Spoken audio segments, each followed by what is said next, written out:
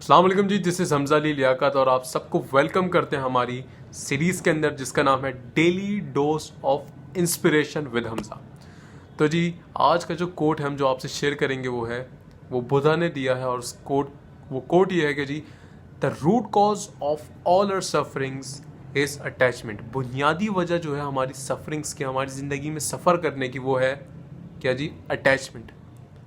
लोगों से ऐसी एक्सपेक्टेशन या खुद से भी कभी कभार ऐसी एक्सपेक्टेशन बिल्ड कर लेना जो ना हमें पता है ना लोगों को पता है, और उसके हिसाब से सफ़र करते रहना, उसके हिसाब से तकलीफ़ें बर्दाश्त करते रहना, साइकोलॉजिकल लेवल या फिज़िकल लेवल पे।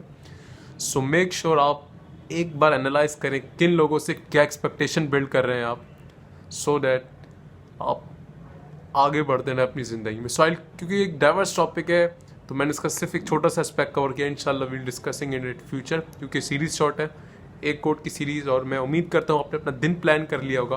If you haven't plan, make sure you plan. अल्लाह हाफ़िज़, टेक केयर।